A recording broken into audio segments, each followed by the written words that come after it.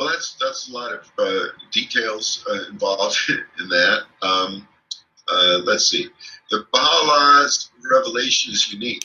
That Muhammad, being the seal of the prophets, all of the manifestations of God and prophets up to the time of Muhammad had revealed divine law, like in the Quran, where Moses gives the Ten Commandments, and Jesus gives his revelation, being the herald of the kingdom, with laws, ordinances, and teachings for an ever-advancing civilization, is one side of the revelation.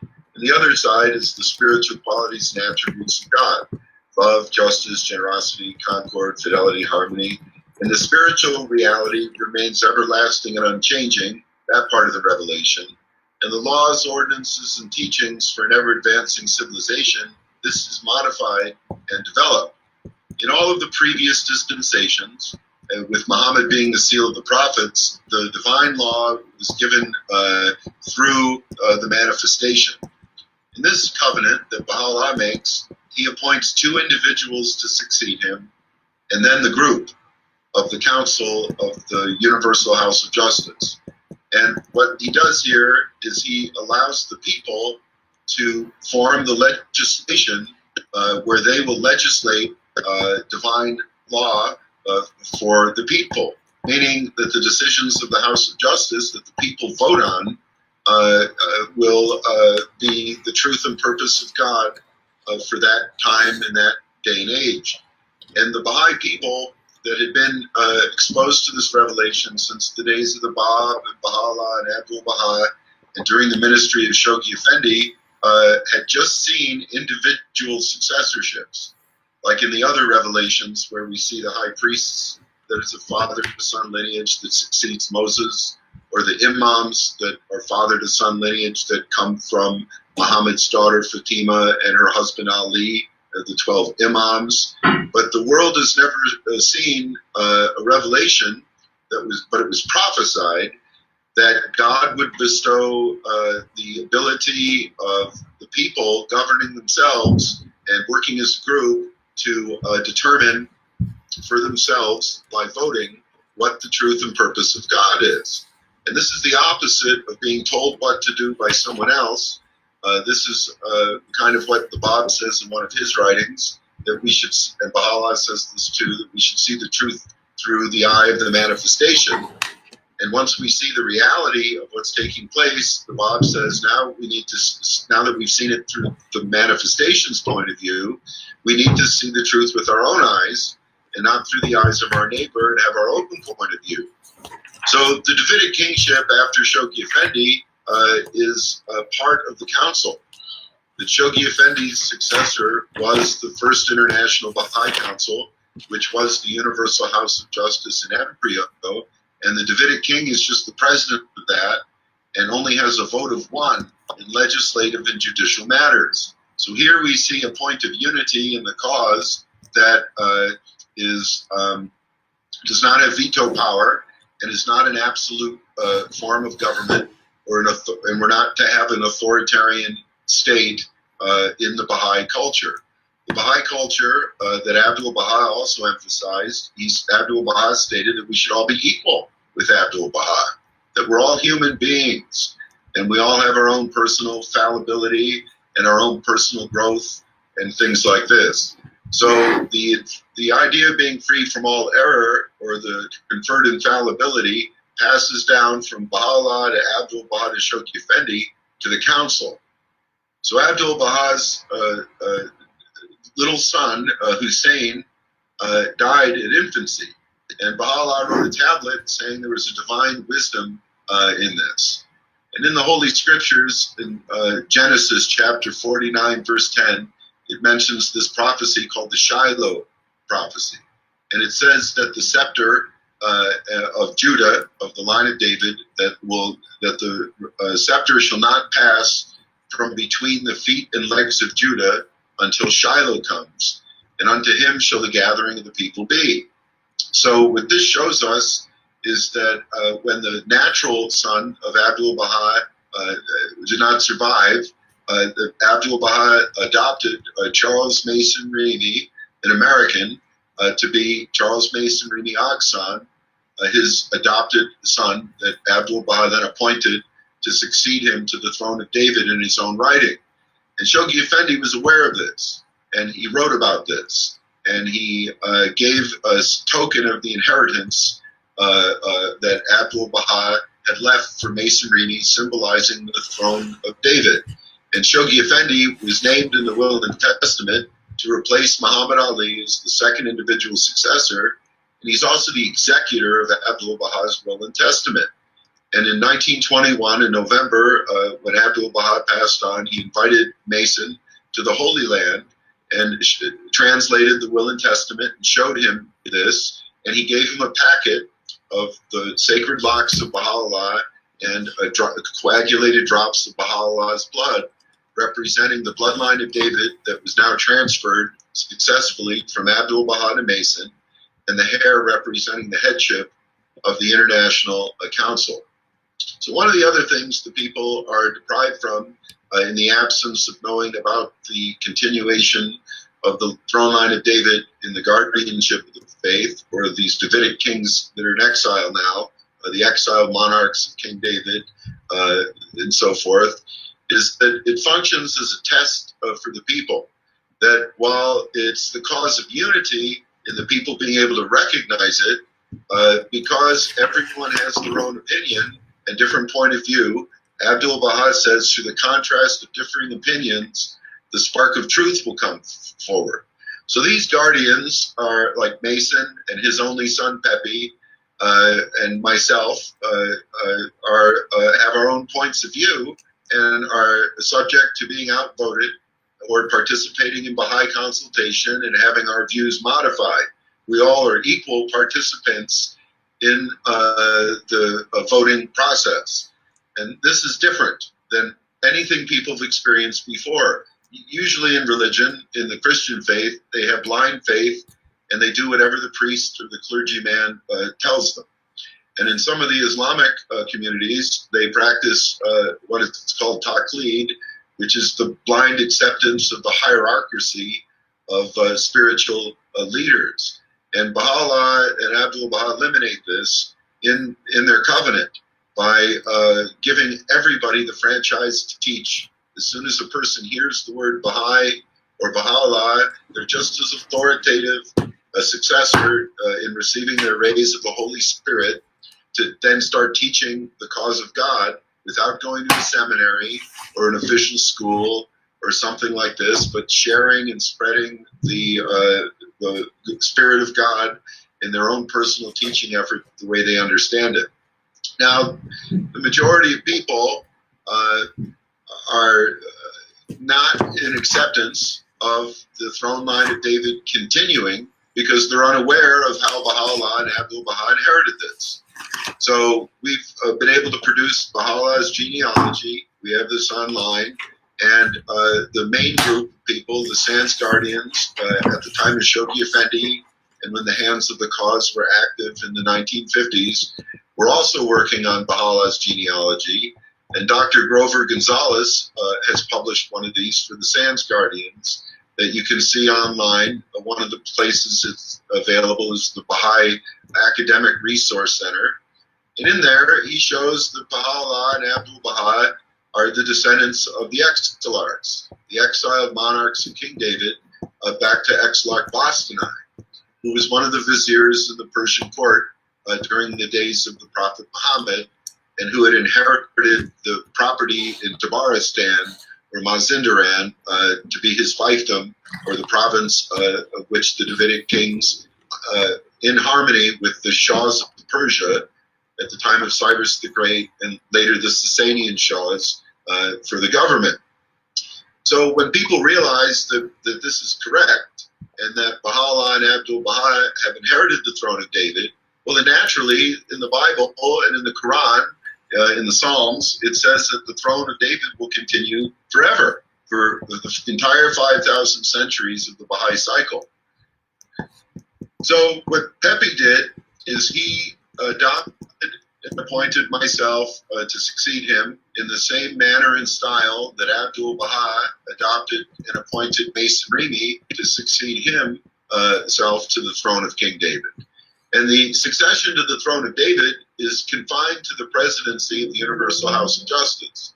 It does not inherit the conferred infallibility. It does not solely inherit the judicial function or the legislative function.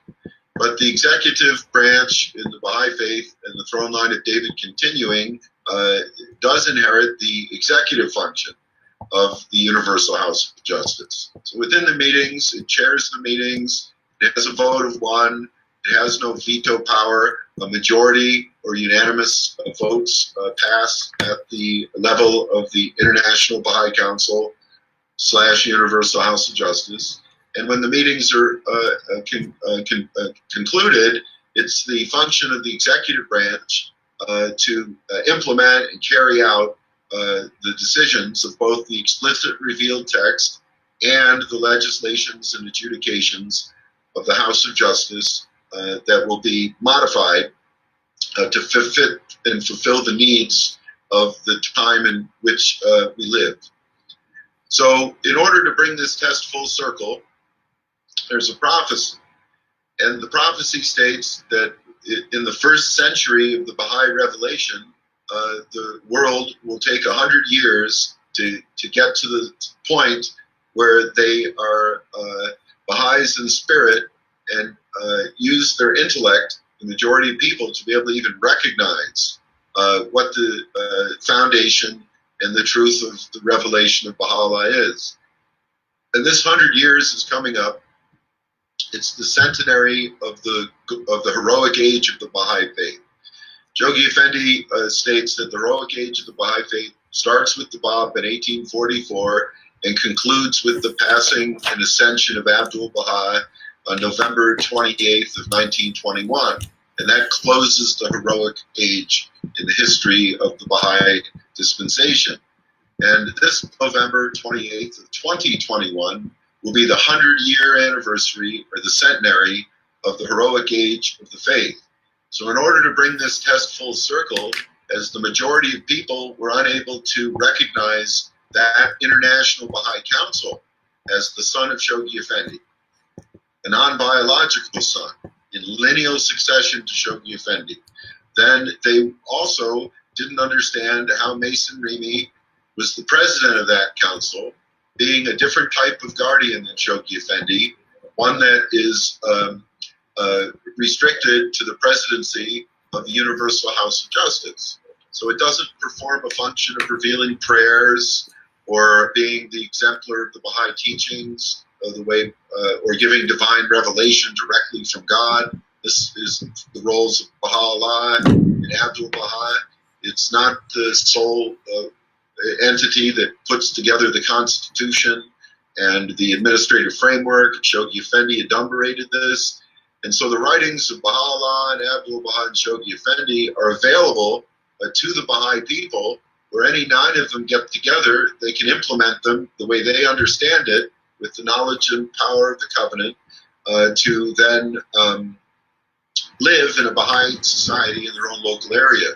So the continuation of the throne line of David throughout this 6,000-year cycle of Adam having been seated upon the throne, and Abraham, and then it goes to Isaac, Jacob, and then Judah, and then the Davidic kings, David and Solomon, and then the exiled monarchs of King David when Nebuchadnezzar took the throne to Babylon and went into Persia, and then Baha'u'llah and Abdul Baha inherit this, is a comfort to the people, because they can see that God keeps their promise. And the individual believers, when they set out to set up a Baha'i community, in the Kitabiyad, he says there's a word that, if it were revealed, would largely eliminate fear from the people.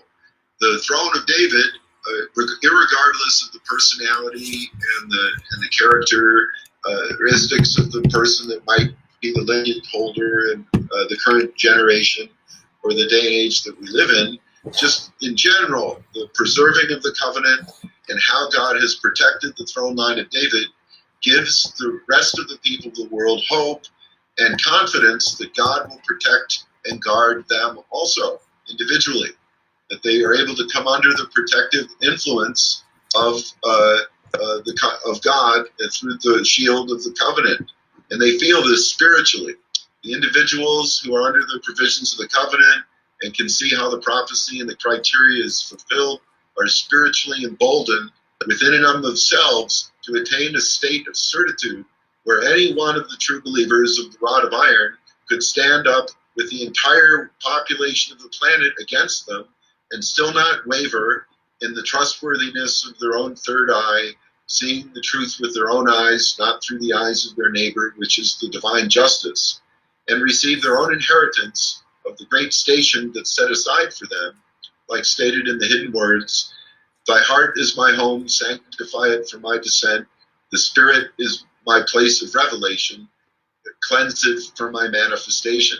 So this revelation and this manifestation of God appears within the inner recesses of our heart and is an interior experience that's a mystical path in a succession, like the grades of school, from the time of Adam and Moses and Krishna and Zoroaster, Buddha, Jesus, Muhammad, and the Bab, all the way up until today for Baha'u'llah. And people have had these mystical traditions in the other religions of the past, like the Gnostic Christians, the Kabbalah, and of the Jews, and the Sufi understanding in a lot of Islamic schools, and Irfan, and the Buddhist and Hindu Samkhya metaphysic. And these inner mystical practices and teachings are fully developed within the Baha'i revelation. And the guardianship also provides a testing ground, because it is a mystery that Jesus says the kingdom of God is like a treasure buried in a field.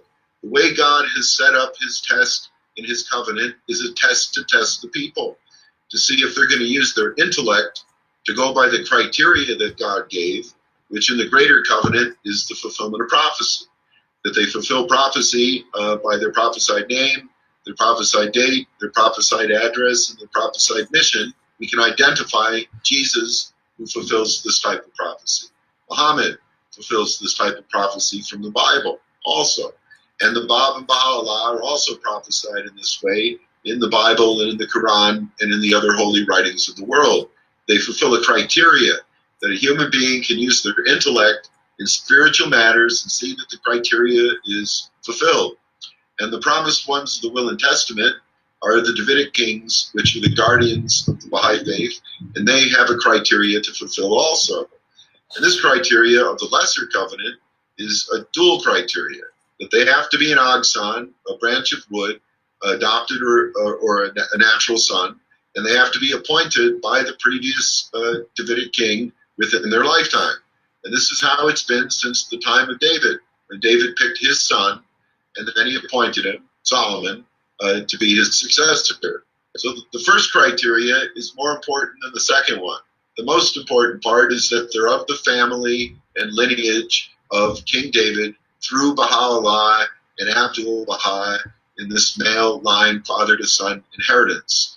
And this symbolizes a masculine aspect to the divine revelation. The rod of iron symbolizes a feminine or a yin aspect to the revelation. When yin and yang function together, like the rod of wood and the rod of iron, we get a golden rod, which symbolizes infallibility, the light of the sun, the heat of its warmth, and we would have a spiritual feeling amongst ourselves of the oneness of humanity and be able to come together feeling, because we've used our intellect to recognize these things, absolutely certain that we're doing the correct thing that we need to do, and that we're in harmony with absolute certitude to know in our own hearts, minds, and souls that as an individual we're right with God, right across the board, and at the cutting edge and advanced teaching of God. For instance, a second grader is not damned to hell, so to speak, to use those words, or destined for Gehenna of the incinerator where they would burn the garbage outside the city of Jerusalem, or Gehenna in Hebrew. No, they're learning second grade knowledge, and when they leave second grade, they graduate and go to third grade. Third graders aren't better than second graders, and high school children aren't better than middle school kids, and elementary kids aren't better off than people in college. These are the different grades in school. Well, not everybody progresses the same way in the spiritual school of the prophets that God gives. In some aspects, people might be giant intellects and far excel other people in their intellectual development in metaphysics and spirituality or science or art. Other people might be geniuses in agriculture or something like this. And the same thing with the spiritual qualities and attributes. All of us individuals are in different grades of school in different aspects of our own individual growth and development toward our winning our and attaining the perfection of ourselves, which is our spiritual station. But as a group, as a culture, as a world people, as a neighborhood of friends, that everybody on earth is part of one neighborhood now because of the media and the way we can communicate with each other. We go through group tests. And as a group, humanity went through the dispensation of Adam, Moses, Krishna, and then Muhammad, and then the Bab. And now we're in the dispensation of Baha'u'llah. But the Adamic cycle was 6,000 years, and that is past. And the cycle that we're in now is the 5,000 century Baha'i cycle. This is causing a spiritual transformation of all the people of the world in our global village, in our global neighborhood on planet Earth.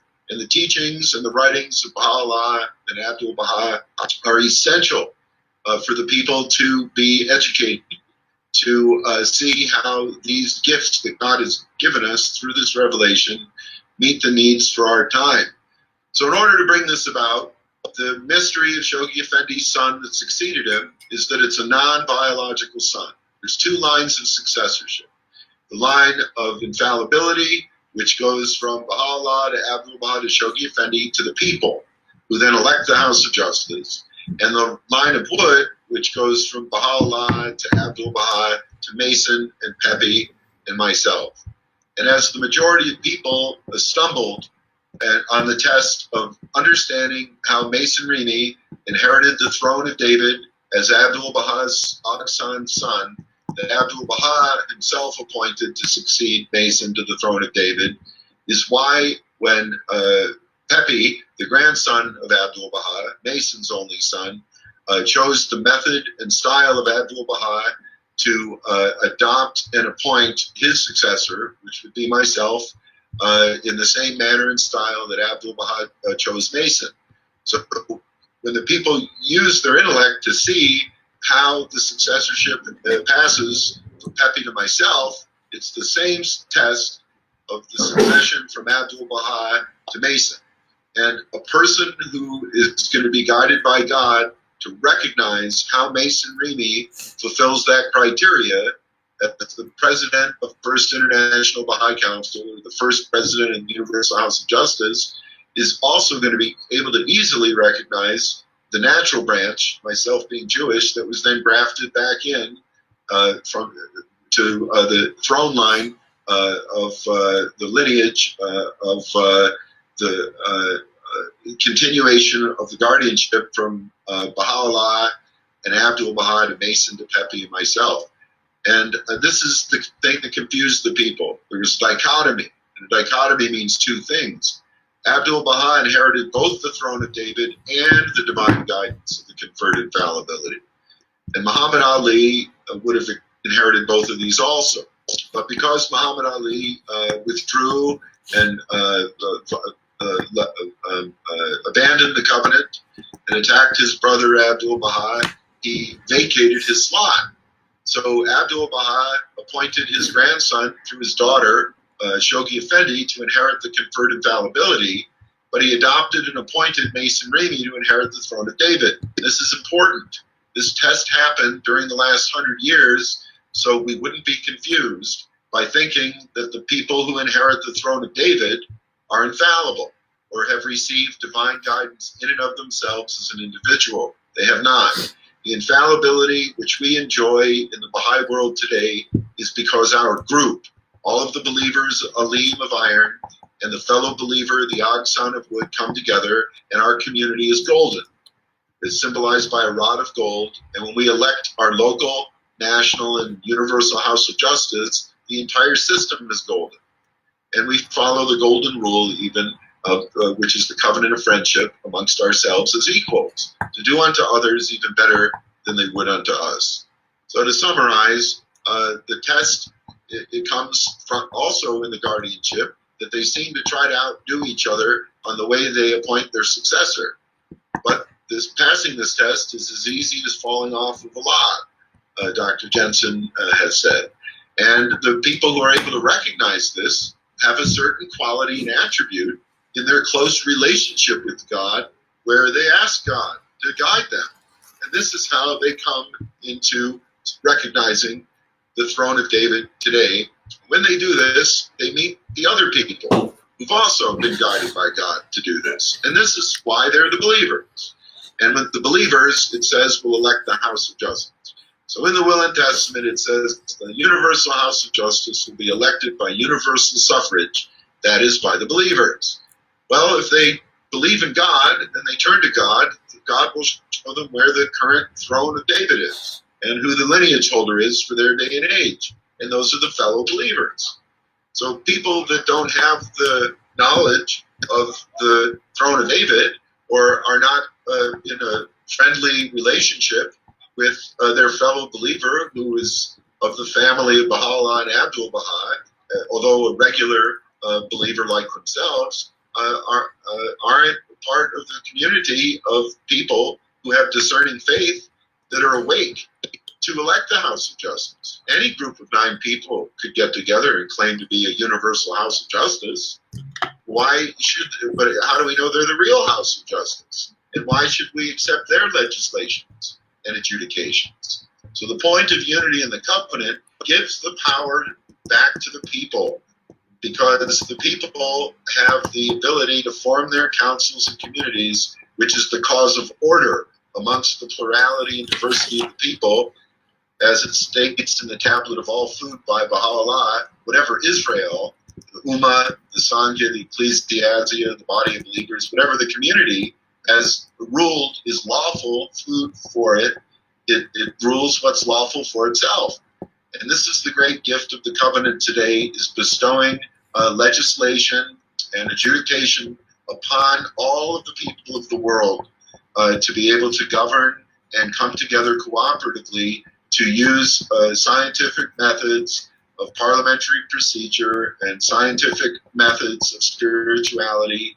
using the science of the love of God to come into a group understanding of what the truth and purpose of God is.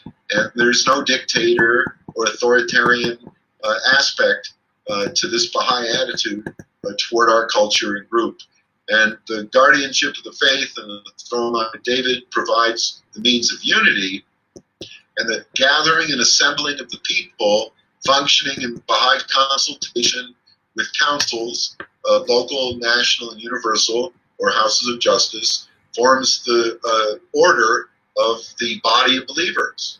And these 2 lines of succession, the throne of David represented by wood, and the alim of the people of the learned represented by iron, are also parallel with the means of unity, being love for God and seeing this promise of God fulfilled in the line of David, and the means of order amongst the people coming together and developing and co-creating their own civilization the way they understand it through the inspiration of God in the holy writings, each one of us having the vote of one. Thank you, Neil, the guardian of the Baha'i faith, for the detailed explanation of what happened after the passing of the Shoughi-Effendi, and who was the successor of the Shoughi-Effendi, and the role that Mason Remy played as a guardian of the Baha'i faith and as the adopted son of the Abdul-Baha, and how you were appointed as the guardian of the Baha'i faith, and how you were adopted as the son of the Abdul-Baha by means of the Peperimi. So I want definitely. We have this in writing. It's an article called "Understanding the Dichotomy." It's at the bupc.org website, and every Baha'i should read this and meditate on it, and consider these alternate points of view. Definitely. So you also talked with respect to the importance of the importance of the lineage of the Baha'u'llah for those who are the guardian of the Baha'i faith, and how the Masonry was adopted as the son of Abdul Baha. As we know that Abdul Baha has wrote a table addressing the Masonry, and he addressed Masonry as his dear and beloved son. So we can know that Masonry is actually adopted, is an adopted son of Abdul Baha, and therefore we call him Mason or Joseph Aksan, because he is from the descendant of the Aksan, from Yeah. those among whom we can have and we can expect the future guardians of the Baha'i faith. Could you please explain the role of the Leland Jensen and what he did in this respect? Because Leland Jensen, if I am not mistaken, was not among the guardians of the Baha'i faith. That is correct. That Dr. Leland Jensen is amongst the rank and file of all the Baha'i believers. And again, the believers are symbolized by the rod of iron. And when these tests came in the Baha'i faith, the numbers of people that were able to see and pass the test kept dwindling down. So after Shoughi Effendi's passing, there was thousands of people around the world that were able to declare their continued loyalty to the covenant, and they had accepted Mason Remy. Now, when Dr. Jensen met Mason Remy in Washington, D.C. in 1960, Mason had come into the room, and he said to the little group that was there were 3 or 4 of them, he says to them, now you've passed the first test. And Dr. Jensen had been born a Baha'i in 1914. His birthday is August 22nd, at the same time period as the start of World War I. And his parents were both Baha'is. They had met Abdul Baha when he came to America. And on his mother's side, his grandparents were Baha'is that had known Abdul Baha. So Dr. Jensen was a third-generation Baha'i on his mother's side of the family, and he'd been a Baha'i his whole life. And in 1960, when he was sitting in that room with Abdul Baha's son, Mason, and Mason said, now you've passed the first test, he thought to himself, tests? He'd never heard of this before, that there were tests in the faith. And then Mason said, now you know that the guardianship shall never end. And he says, now, Mason said, I'm going to test you again. Next time, you won't know who the next guardian is for a little while. And then he proceeded to appoint many different people to be the next guardian. And he made a list of people. He made vice presidents of the council. And he said if there was a catastrophe, the person who survived the catastrophe on the top of the list would be the next one. And then the people on that council, they started fighting with each other. They started saying, when the catastrophe happens, you'll be killed first. And then the one says that he would be the next guardian. And the other one says, no, you'll be killed in the catastrophe. And the other one says, they'll be the next guardian. And finally, the people on the same council that lived in the same town, when they would see each other walking down the street, they would shun and avoid each other and walk on the other side of the street. This happened while Mason Remy was alive. Well, out of all these people that he kept naming, only one of them was his son. And these tests are so we'll understand the way the covenant operates. They're not frivolous. In the Quran it says, when you say you believe, do you think God will let you alone and not put you to the test, and not put you to the proof? So we have tests that happen in our life in the faith. We have personal tests that happen. We also have group tests that happen in the faith.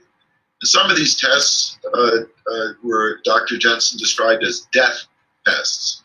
So, for instance, the group test of accepting that international council to be the Universal House of Justice is the main thing that the people failed. That this Universal House of Justice was established on January 9th of 1951. And Shoughi Effendi, whose ministry continued till 57. So there's an overlap between these things. For instance, the lifetime of Baha'u'llah overlaps the lifetime of Abdul Baha. And when Baha'u'llah ascended, then Abdul-Baha becomes the successor. And his lifetime overlaps his successor, Shoughi Effendi. And Shoughi Effendi's lifetime overlaps his successor, the council. So head and body both. And this is where they went wrong. So when they broke the covenant, they had to put forth a theology, which in my book, Theo is one of the ancient Greek names for God, and Mithra is another ancient name for God. So in my dictionary, a theology and a mythology are kind of one and the same thing. And this was an excuse that they put forward, Maria Kanum and the Hands. They created this fiction, not found in the Baha'i writings, called the Interregnum. What this states is that when Shoughi Effendi passed on being infallible, as he didn't name anybody to succeed him to the infallible guardianship, which is true, he didn't. He didn't have a son, and he didn't have a successor that was one person, that the infallibility came to an end. And therefore, they said, the only other thing that's infallible in the Baha'i writings is the universal house of justice. So the Hands said that they had to seize the helm of the faith.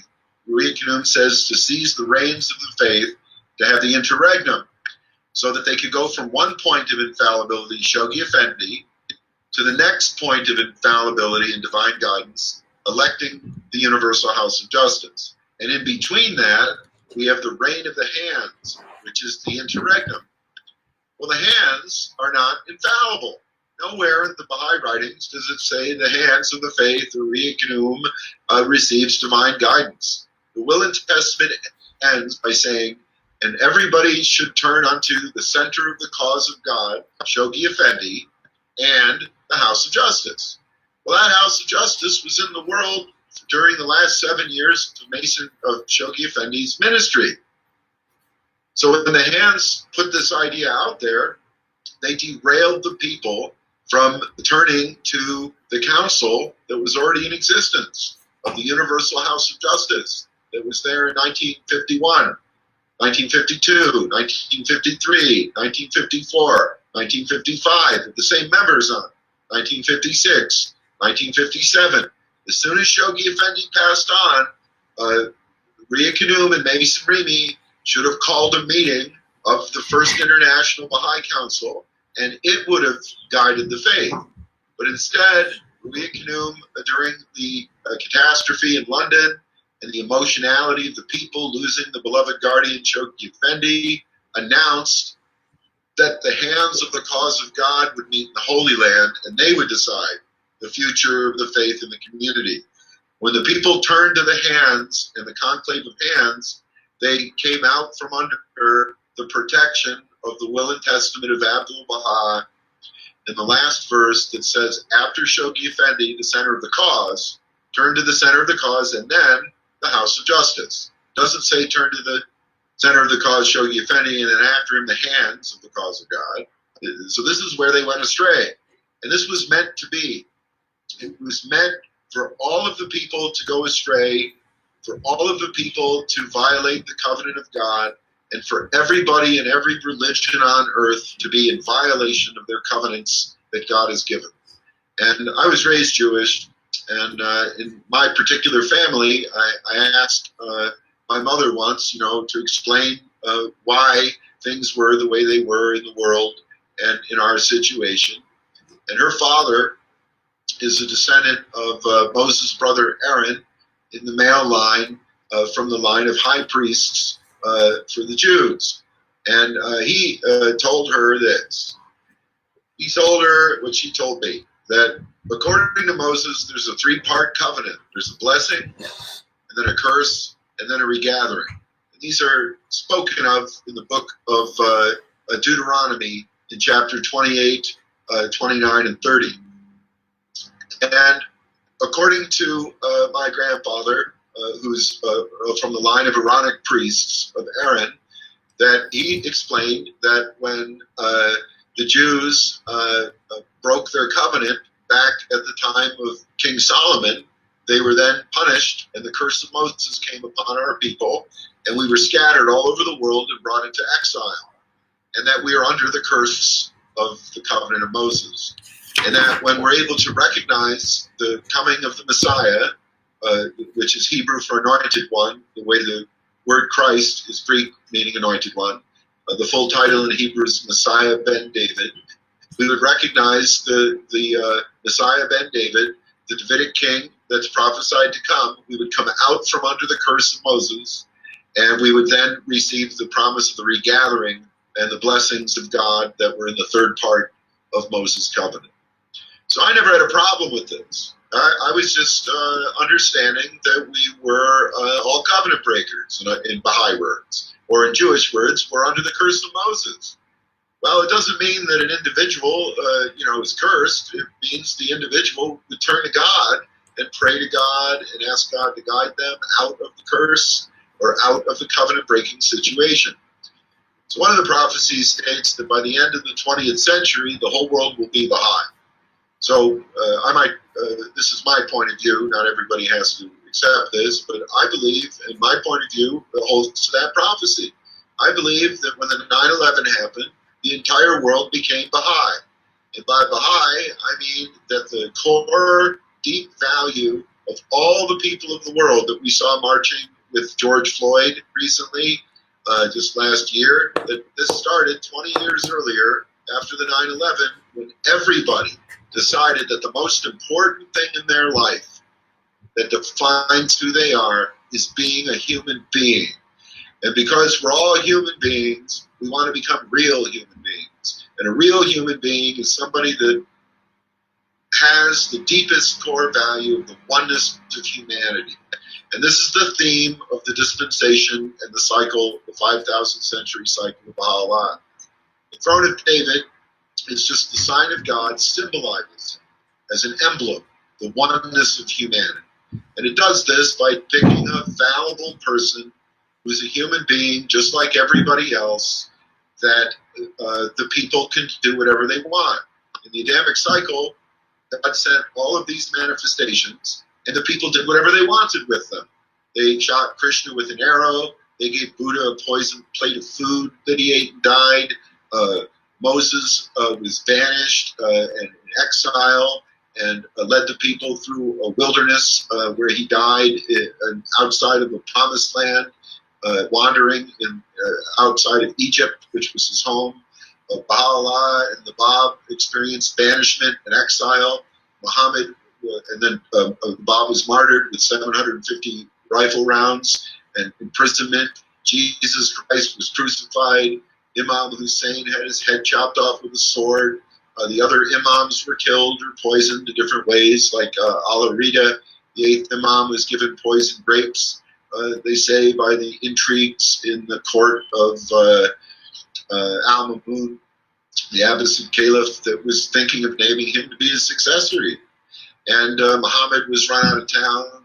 So the cause of God demonstrates that God is humble and has humility, and demonstrates this by letting the people do whatever they wish and will to the personal lives of the individuals who are the bearers of the message in every day and age. And if they do this to the high holy prophets, Jesus says, if they've done it to me, he says, they'll do it to my followers also.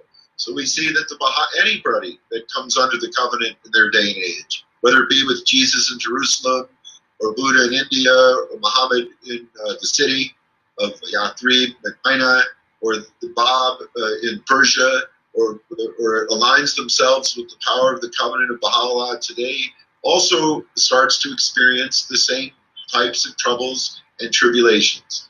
So the guardianship of the Baha'i faith is a symbol of this. And what we see is the people have done whatever they wanted to the guardians and the successors in the Baha'i faith from the time of Abdul-Baha all the way till today, during this 100 years of the covenant. That the family of Abdul-Baha, through the brothers of Baha'u'llah, made Abdul-Baha's life a misery and sent him to prison many times, and almost had him arrested by the government, where they were going to crucify him on Mount Carmel or banish Abdul-Baha for execution in the wilderness of Tripoli. Shoughi Effendi's family had turned against him and had trouble with this being too much of a test to have their brother or their cousin amongst the daughters and children of Abdul-Baha to be the second infallible successor. And one night on Mount Carmel, during the Israeli War of Independence, there's a prophecy that all the Baha'is would be killed on Mount Carmel, and the family wanted to flee. And Shoughi Effendi said, if you leave the mountain tonight, you leave the faith. And they left, and then nothing happened. When they came back, he said that it was too late for them. So these are like these death tests. And then when the council was the successor to Shoughi Effendi, they banished Mason Remy. He should have lived in Abdul-Baha's house at 10 Carmel Avenue, and they should have had regular meetings. But instead, meeting under the framework of the hands. If Mason met with them as one of the hands, he's just as culpable to contributing to these errors as the rest of the hands. What they should have done was met as that first International Baha'i Council. But it wasn't the will of God for this catastrophe to come upon the people, including the Baha'i people and the people of the other 7 religions. So we would be alive here today at the 100-year anniversary of the Will and Testament, and in the year 2020 with this COVID-19 world crisis, because today with mass media and the desire of the people for the oneness of humanity would be so strong that this is when the cause of God would prevail, and it's an unorganized religion. There's nothing to join, there's nothing to sign. It's about how individuals can figure it out by figuring out how to turn to God and having God guide them into this reality. Once they're guided here, they'll meet their fellow believers, and then they have the certitude to fearlessly establish divine civilization for the laws, ordinances, and teachings of an ever-progressing civilization that they have their own power to legislate and adjudicate for their day and age. And God will keep sending the high holy prophets, the supreme manifestations of God, maybe once every 1,000 years, and they will bring about new teachings that will evolve us. The role of the high holy prophets, these 9 in the Adamic cycle, Adam, I said them again, Adam, Moses, Krishna, Zoroaster, Buddha, Jesus, Muhammad, the Bab, Baha'u'llah, these 9 divine manifestations play an important role in human evolution. And what it means to be a Baha'i, in the Baha'i writings, Abdul-Baha says a person might never have heard the word Baha'i, yet they're actually a Baha'i. So a Baha'i means a person of the light. It means an individual who has gone through a spiritual transformative experience that has freed them from their mere materialistic animal existence and caused them to enter into a different experience of the divine and the numinous and the spiritual, and God is the most powerful force in their world, in their personal life world, in their subjective life. And when believers who've had this transformative experience, which the Baha'i writings define as Baha'is, come together, then they have an intersubjective power to have a God appear between them. It says, wherever 2 or 3 are gathered in my name, there I will be. So God is a participant in Baha'i society, and the Spirit of God and the essence of God is known through the manifestations of God that play a role in human evolution. So when it says the whole world would be Baha'i by the end of the century, meaning the year the 19th century, the 20th century, it's talking about this human evolutionary leap, that it took 100 years for people to be transformed from the way they were in the 1800s to the way we are now in the 21st century. So 21st century Baha'is includes all the people of the world and those who are fully awake to understanding the power of God and the reality of the covenant as it's fulfilled in prophecy, in the greater covenant, and in the criteria of the Will and Testament and the lesser covenant to today. But the purpose of this is so that people can assemble and meet each other, to get to know each other deeper and deeper. And these manifestations will keep coming and reveal more and more about what it means to be a human being. But in order for this to happen, because that type of thing is controversial. We have an ordered society where the government and the distribution of resources and the material and spiritual welfare of the people will be preserved by the stability of the cultures and society in which we live in.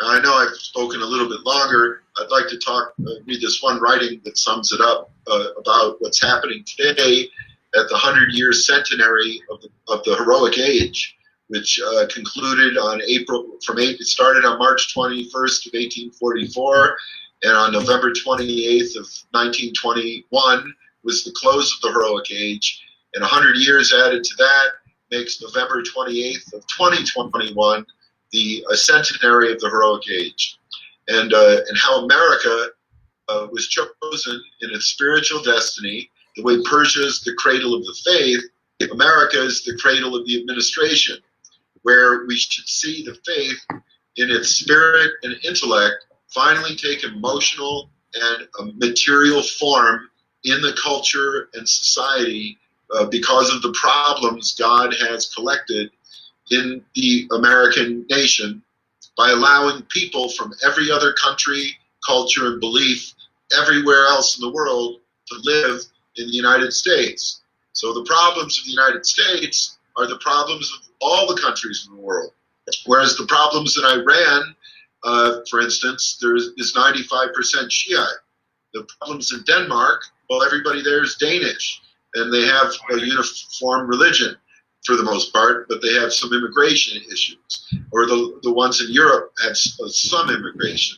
But for the most part, all the other little countries have an ethnic group or a standard religion or a state religion that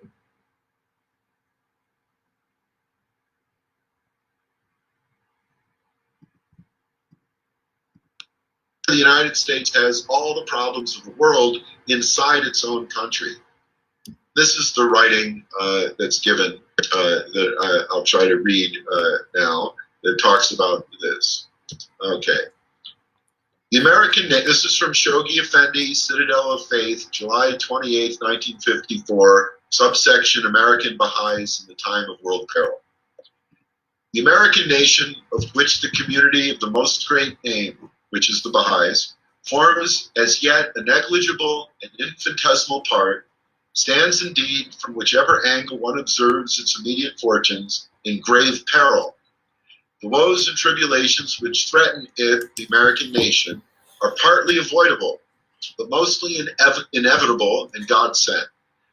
For by reason of them, a government and a people, clinging tenaciously to the obsolescent doctrine of absolute sovereignty, and upholding a political system manifestly at variance with the needs of a world already contracted into a neighborhood, a global village, and crying out for unity, will find itself purged of its anachronistic conceptions and prepared to play a preponderating role, as foretold by Abdu'l-Baha in the hoisting of the standard of the lesser peace, which is the great peace of our time, and in the unification of mankind, and in the establishment of a world federal government upon the planet. Okay, so the throne line of David and the universal house of justice to be elected is going to be a world federal system, not a doctrine of absolute sovereignty upholding a political system. We do away with absolute monarchy and all forms of taqlid and blind following, and we set up a world federal system. What a federal system means is we have diversity. It means each place in the system has its own unique manners, customs, and styles in which it understands the practices of the general spiritual principles of the Baha'i revelation and the teachings of God.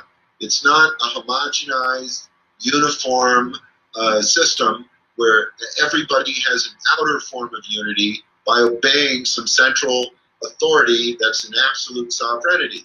Instead, it's a system of absolute pluralism and complete diversity, what Abdu'l-Baha has written about as a world spiritual democracy. where each person has their own point of view about God and religion, and even comes together in groups to discuss the nature of God, the qualities and attributes of God, and question the role of God in creation and goodness and the way our lives pan out and things like this. So it's something that encourages questions, encourages deeper investigation of the truth and reality, and the best type of society that preserves diversity if we study the principles of federalism, such as the Federalist Papers that undergird how the United States functions successfully with so much diversity, is just the same type of federalism that the whole planet could use, so we can have the countries stop warring with each other and establish the borders and let them have their diversity in their jurisdictions of their nations and regions, and have an international harmony and universal agreement through the principle of federalism that gets rid of the doctrine of absolute sovereignty in any political system. Shoughi Effendi continues, these same fiery tribulations will not only firmly compel the American nation to its sister nations in both hemispheres, such as the cradle of the faith being Iran and the cradle of the administration, which is federal, being in the United States, but will through their cleansing effect purge it thoroughly of the accumulated dross which ingrained racial prejudice, rampant materialism, widespread ungodliness, and moral laxity have combined in the course of successive generations to produce, and which have prevented her, the American nation, thus far from assuming the role of world spiritual leadership forecast by Abdu'l-Baha's unerring pen, a role which she is bound to fulfill through travail and sorrow.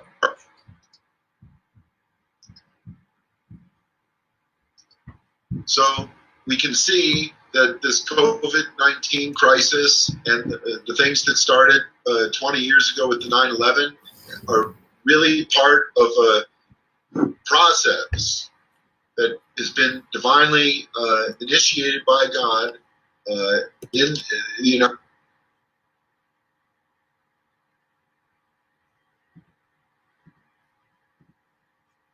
States that will be fulfilled through travail and sorrow. And so God is the comforter in this, and we're able to comfort each other by working together through these times of crisis. And that's what this is really about, is cooperating worldwide and appreciating the diversity of our cultures that exist, the diversity of our ethnic backgrounds, and the diversity of the differences of the characters between individuals.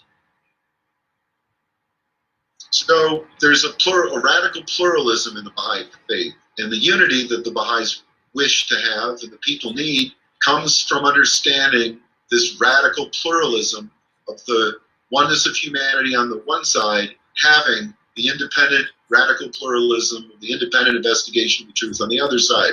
This unity and diversity and this radical pluralism of Baha'u'llah and Abdu'l-Baha that even states, like the Bab said, there's infinite paths that take the souls to God, meaning that each soul has its own path to God. And we can't be told by someone else what our individual pathway is. But the unity that we have is in general principles. We're rigid in principle, flexible in detail, and all the other 11 principles of the faith, including the independent investigation of the truth, and equality of men and women, religion being progressive, spiritual solution to the economic problem, universal compulsory education, a world government to establish justice and world peace. These are all subsidiary that support the main principle, which is the oneness of the world of humanity. We can't have the oneness of the world of humanity without the diversity of individual freedom, because as it states in all of the sacred scriptures, including the Holy Quran, there's no compulsion in religion. So therefore, God has demonstrated in the last 100 years that the